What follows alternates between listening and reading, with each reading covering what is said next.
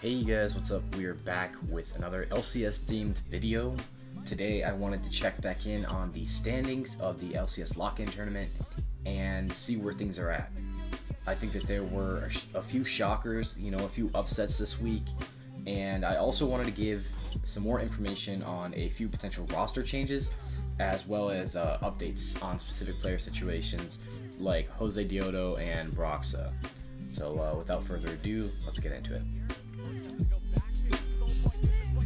Alright, so before we get to dissecting this stuff, you actually need to see the standings, and here they are. Currently, we can see that for Group A, not a single team has been left undefeated. There is currently a three-way tie with TSM, Team Liquid, and the 100 Thieves. So basically, my earlier prediction is so far correct, with Golden Guardians and CLG being some of the teams that are kind of worse off at the moment. I could definitely see these two teams improving across the season as they have a lot of rookies and they just need experience. It's also extremely important to note that Broxa is still not in yet for CLG, so they're missing a very, very important piece of that roster.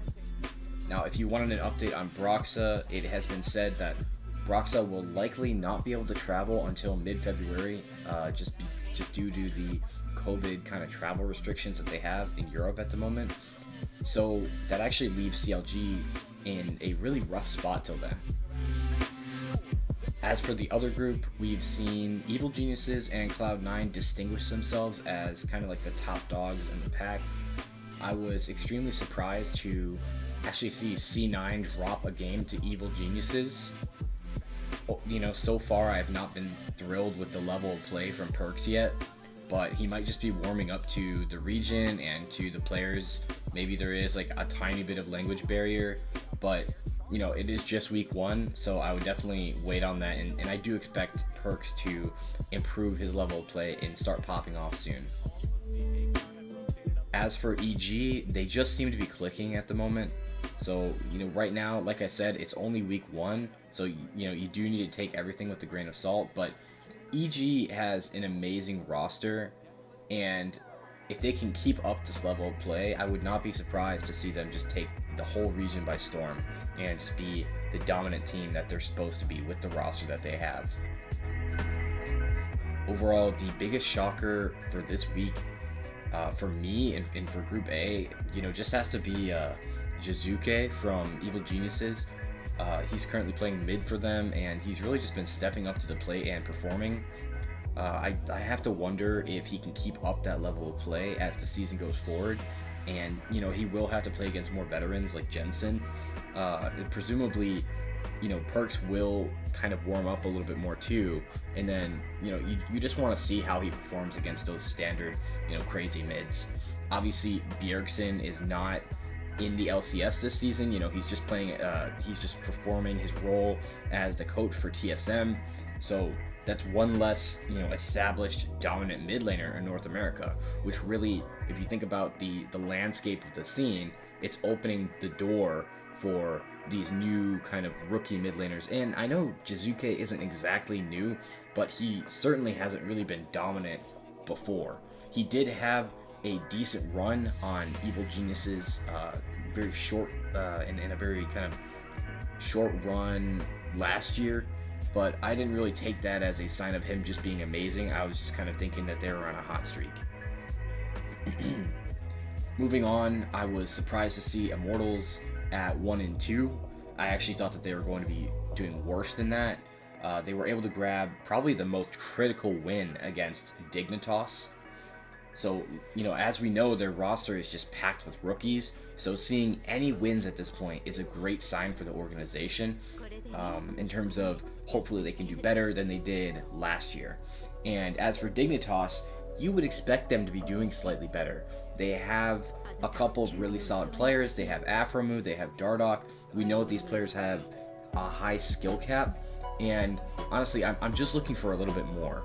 That being said, in one of the losses, I did see Dardoch played an amazing Nidalee game, so it seems like the roster just has a little bit more to go a little bit more time they need until they can perfectly click. But in their one win, we did see Fake God, the top laner. We saw him pop off on Renekton. So very, very impressive stuff. And I'm excited to see what some of those rookies are able to do moving forward. Moving on to FlyQuest. Oh yeah, as for Dignitas, one last thing is they're likely going to move on to the next stage, as only the bottom team in the group gets dropped. So at the moment, if we look at the two bottom teams, that would be... Okay, so the two teams, I just had to check. The two teams at the bottom right now are CLG and FlyQuest. So the funny thing with both these teams is that they're both missing their import kind of star jungler player. Obviously CLG is missing Broxa, and FlyQuest is missing Jose Diodo. But that being said, there's an update today on Twitter, and Jose Diodo will be playing as of today, which is January 22nd. So I expect now to see FlyQuest, pick up their level of gameplay and hopefully start winning some games. Currently they're 0-2, but they need to start winning out in their next games to kind of right the ship and move on to the next stage of the lock-in tournament.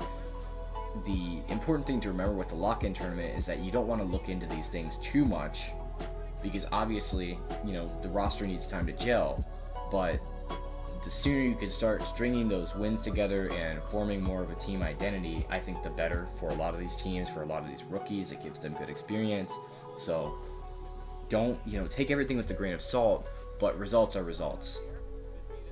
Anyway, that's pretty much all that I have for you guys today. I just wanted to circle back on some of those predictions from last week and see kind of how we did.